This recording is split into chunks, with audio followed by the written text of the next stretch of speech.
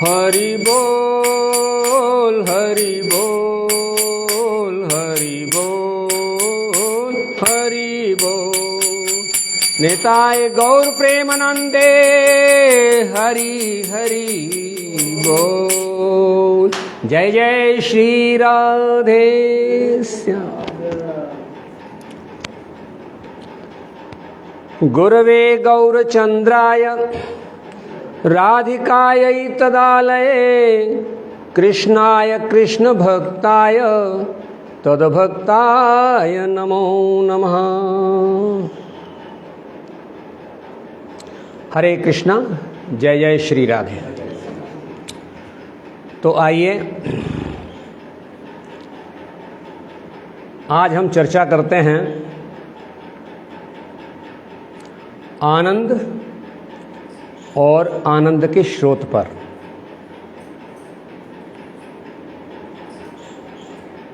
हर जीव सुख चाहता है और उस सुख को प्राप्त करने के लिए नाना प्रकार के उद्यम करता है।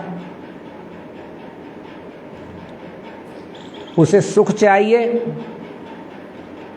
दुख उसे नहीं चाहिए। इसीलिए दुख को हटाने के लिए, दुख की निवृत्ति करने के लिए सारे उद्यम करता है।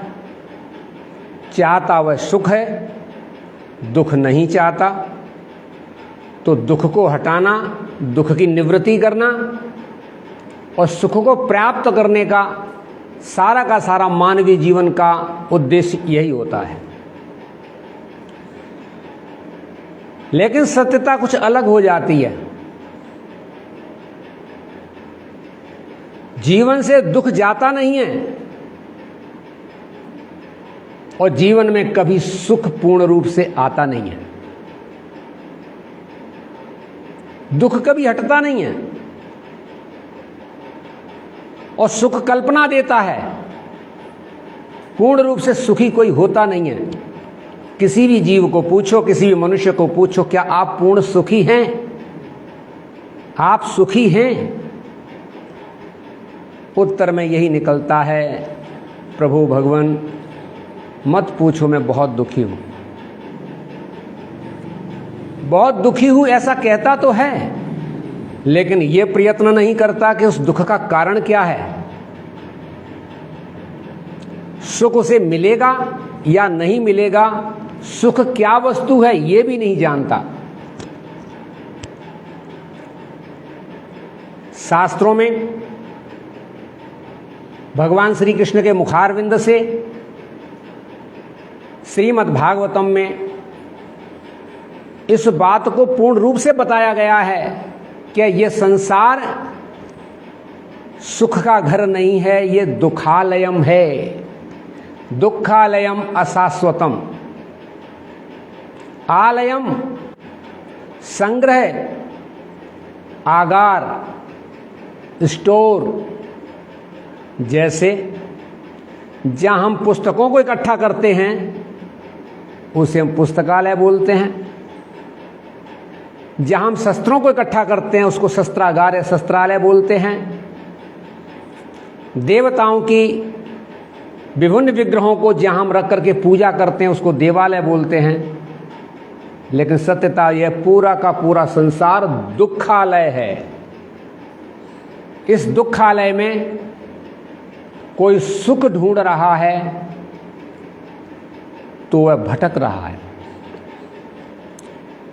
हां, ये अवश्य है कि सुख उसे प्राप्त होना चाहिए, उसका स्वरूप सुख है, लेकिन वहां तक उसकी मानसिक यात्रा होती नहीं है।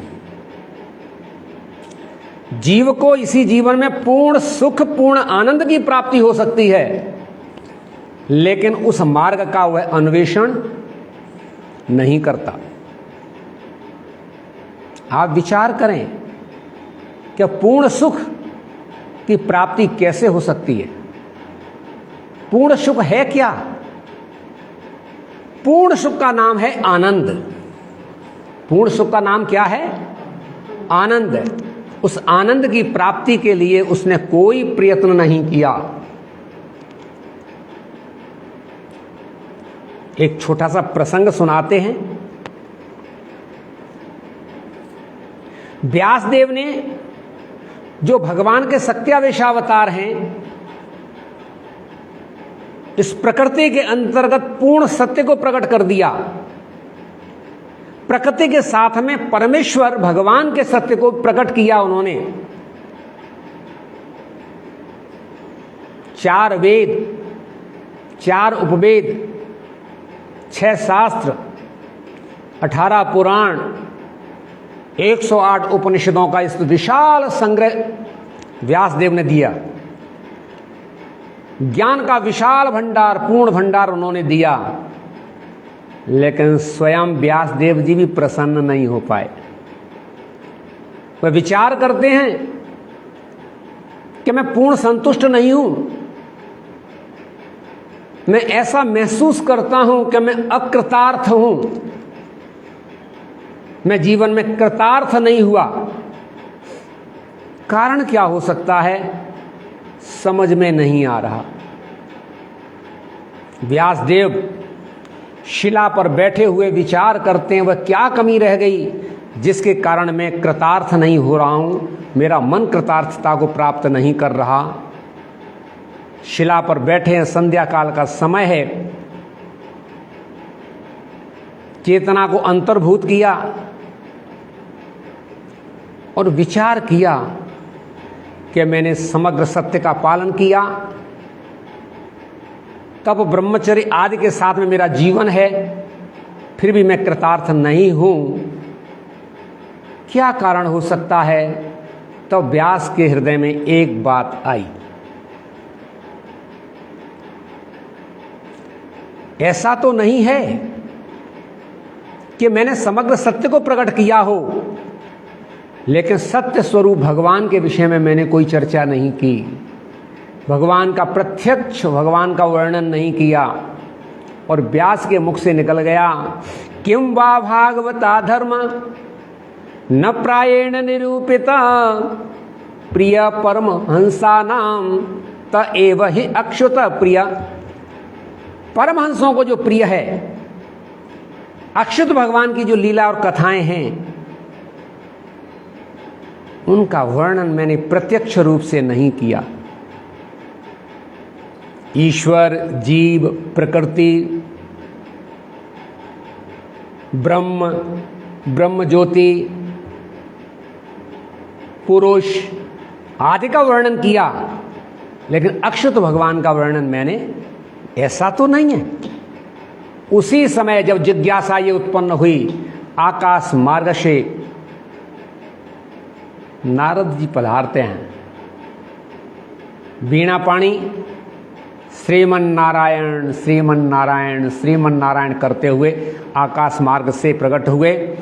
ध्यान व्यासदेव का जब ऊपर गया तो नारद जी का आगमन देख करके व्यास जी अपने आसन से खड़े हो गए और उसी समय आकर के नारद जी सामने प्रकट हुए। नारद जी को देख करके प्रणाम किया, दंडवत प्रणाम किया, और नारद जी के मुखारविंद से निकलता है, हे पाराशर के पुत्र, क्या आप शरीर से, अंतःकरण से, आत्मा से प्रसन्न हो? पाराशर्य महाभाग भवत कच्चिदात्मना परितुष्यति शारीर आत्मा मानस एवं। परितुष्यति, आप संतुष्ट हो शारीर, शरीर के स्तर पर, आत्मा मानस एवच, अंतःकरण के स्तर पर, अपनी आत्म स्तर पर आप संतुष्ट हो। व्यासदेव बोलते हैं, हे प्रभु, हे गुरुदेव, आप जो प्रश्न कर रहे हैं, प्रश्न मत करिए, इसका उत्तर दीजिए, मैं संतुष्ट नहीं हूं। नारद जी बोलते हैं, व्यासदेव, आप संतुष्ट हो भी नहीं सकते। गुरुदेव, ऐसा क्या, क्यों नहीं हो सका? व्यासदेव आपने धर्म, अर्थ, काम और मोक्ष का जितना सुंदर वर्णन किया है, उतना सुंदर वर्णन आपने भगवान के स्वरूप, नाम, गुण, रूप, लीला, धाम का नहीं किया है। जो मुक्ति की प्राप्ति चाहते हैं, जो संसार के भोग चाहते हैं, कामी कामना चाहते हैं, सकामी, ज्ञानी आदि जो चाहते हैं, वो तो इसमें लगेंगे, हंस नहीं लगेंगे। हंस इसमें नहीं लगेंगे। हंसों के लिए आपने क्या किया है? अच्युत भगवान की लीला कथा गुण का तो आपने कोई वर्णन किया ही नहीं है। तब व्यासदेव को वर्ण सुंदर तरीके के साथ में नारद जी ने उपदेश किया चतुश्लोकी भागवत का। और चतुश्लोकी भागवत का उपदेश करने के बाद में बताया कि वास्तव में मनुष्य के लिए, मनुष्य का आनंद स्वरूप, आनंद का ही स्वरूप है, उसे आनंद स्वरूप भगवान का वर्णन करना चाहिए, नाम, गुण, लीला, धाम का वर्णन करना चाहिए। भागवत के महात्म्य में प्रथम श्लोक, सच्चिदानंद रूपाय विश्वोत्पत्त्यादि हेतवे तापत्रय विनाशाय श्री कृष्णाय वयम नमः। आनंद के स्रोत, सर्व कारण कारणम, ईश्वर परम कृष्ण सच्चिदानंद विग्रह, अनादिरादि गोविंद सर्व कारण कारणम, सभी कारणों के परम कारण भगवान श्री कृष्ण हैं, उन्हीं का गुणगान होना चाहिए। तस्मात् भारत सर्वात्मा भगवान ईश्वरो हरि, श्रोतव्य कीर्तितव्यश्च स्मृतव्य क्षताभयम्। सुखदेव जी कहते हैं परीक्षित को, हे परीक्षित, भगवान ईश्वरो हरि, जो हरि भगवान ईश्वर जो कृष्ण हैं, उन्हीं के विषय में सुनना चाहिए, उन्हीं के विषय में बोलना चाहिए और उन्हीं का स्मरण करना चाहिए। जीव तभी सुखी हो सकता है। वह हरि कैसे हैं, वह कृष्ण कैसे हैं? सच्चिदानंद रूपाय, उनका रूप सत, चित और आनंद है, शाश्वत हैं, परम चैतन्य हैं, पूर्ण चैतन्य हैं, आनंद स्वरूप हैं। करते क्या हैं? विश्व की उत्पत्ति, पालन और लय करते हैं। मेरे लिए क्या करेंगे? तापत्रय विनाशाय, जीव के, मनुष्य के तीनों ताप, आदि दैविक, आदि भौतिक, आध्यात्मिक तापों का विनाश करने वाले हैं। ऐसे भगवान श्री कृष्ण को मैं नमस्कार करता हूं। भगवान श्री कृष्ण की आराधना करने से सच्चिदानंद रूप आए। भगवान भगवत गीता में बोलते हैं, रामचरितमानस में तुलसीदास जी महाराज ने भी सुंदर वर्णन किया है। ईश्वर अंश जीव अविनाशी, चेतन अमल सहज सुख राशि। भगवान भगवत गीता में बोलते हैं, ममैवांशो जीवलोके जीवभूत सनातना, मना षष्ठानि इंद्रियाणि प्रकृति स्थान कर्षति। भगवान भगवत गीता में कहते हैं कि मेरा अंश है, ममैवांशो, जीवलोके, भौतिक जगत में, जड़ जगत में, मैटेरियल वर्ल्ड में फंस गया है। मन सहित 5 इंद्रियों के साथ में संघर्ष कर रहा है और संघर्ष करते हुए बहुत त्रिताप को प्राप्त हो रहा है। उसे मार्ग नहीं मिल रहा कि शांति का मार्ग, आनंद का मार्ग उसे मिल नहीं रहा है और वो आध्यात्मिक लोक में लौट भी नहीं पा रहा है। इसीलिए मनुष्य को, जीव को हर अवस्था में भगवान श्री कृष्ण की शरणागति ग्रहण करनी चाहिए। उन्हीं का मैं अंश हूं। सच्चिदानंद भगवान है, सच्चिदानंद का स्वरूप, मैं भी तो सच्चिदानंद हूं। लेकिन यहां ध्यान रखना,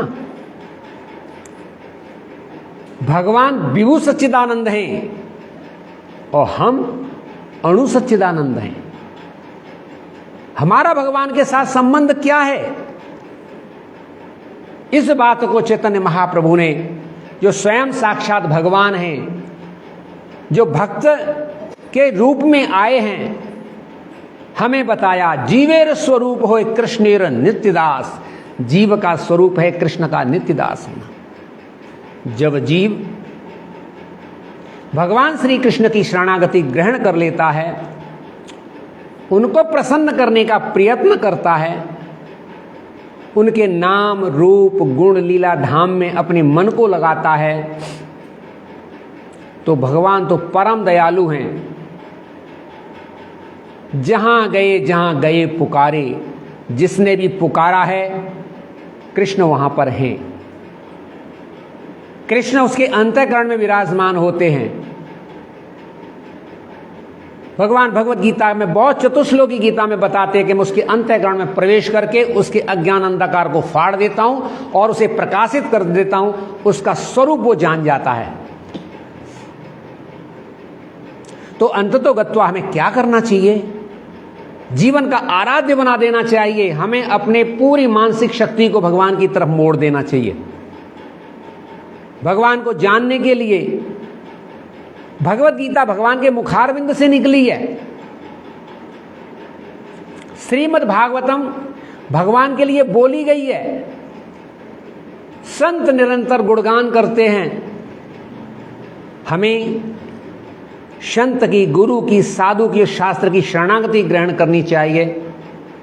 भक्ति अनुगत्य में होती है। अनुगमन में अनुगत्य के अंतर्गत हम भक्ति करते हैं तो भक्ति में हम प्रशिक्षित हो जाते हैं और संबंध को हम पुनर्जागरण कर लेते हैं और हम आनंद जीवन का जो उद्देश्य है कृष्ण भक्ति प्रेम करना, कृष्ण के प्रेम को प्राप्त करना, हम प्राप्त कर लेते हैं। आज बड़े सौभाग्य का दिवस है। आज वृंदावन में बैठे हैं, श्री जी की कृपा से बैठे हैं और आज कामिका एकादशी है। सारे भक्तों ने आज एकादशी का व्रत किया है। एकादशी किसे कहते हैं? एकादशी का महत्व क्या है? इस पर चर्चा हम आगे के प्रवचनों में करने की कोशिश करेंगे। फिर भी हम आपको ये बता रहे हैं, एकादशी जो है, जिसको हम हरिवासर बोलते हैं, हरि दिवस बोलते हैं, भक्ति प्रदायिनी तिथि एकादशी, एकादश, 1 और 10, एकादश 11 भी बोलते हैं। एक जीव और एक भगवान दोनों का सम्मिलन, जिस तिथि को एकाग्र चेतना में किया जाए उसका नाम एकादशी है। एकादशी के दिवस सिर्फ भगवत चिंतन, भगवत गुणानुवाद के अलावा और कुछ नहीं करना चाहिए। बहुत सारी तथाकथित चीजें इसमें सम्मिलित हो गई, उन्हें अपने विवेक के द्वारा हटाना चाहिए कि एकादशी के दिन बहुत खाओ, इस प्रकार का खाओ, उस प्रकार का खाओ, ऐसे करो। कुछ नहीं, शुद्ध सात्विक जितना से शरीर चल जाए उतना ग्रहण करो। अन्न नहीं खाते हैं, रहा तो निर्जल रह जाता है, लेकिन संभावना नहीं। सजल रहिए फिर भी संभावना नहीं है, तो जल फल रहिए फिर भी संभावना नहीं है, तो जल फल दूध ले लीजिए। एकादशी के जो आहार हैं उन्हें ग्रहण कर लीजिए, कम से कम ग्रहण करें और ज़्यादा से ज़्यादा हम उस दिन भजन करें, भगवान को प्रसन्न करें, अपनी चेतना भगवान में लगाएं जो आनंद के स्रोत हैं। आनंद के स्रोत भगवान श्री कृष्ण, और हम भी आनंद ही हैं, आनंद के स्रोत ही, आनंद का ही अंश हैं, लेकिन हम मायावश्य हो गए। इसीलिए हम अपने स्वरूप को पुनर्जागरण करें और आनंद के स्रोत भगवान श्री कृष्ण की शरणागति ग्रहण करें। और ये हम कैसे कर पाएंगे? यह मात्र गुरु साधु शास्त्र की शरणागति से कर सकते हैं। तो मेरा आपसे निवेदन है कि इस स्थिति का बढ़िया पालन करिए, सभी आनंद के स्रोत भगवान श्री कृष्ण की शरणागति ग्रहण करिए और जीवन को सफल बनाएं और धन्यवाद बनाएं। ठीक है, इन्हीं शब्दों के साथ में मैं आज के व्याख्यान को यहीं संपन्न करता हूं। जय जय श्री राधे।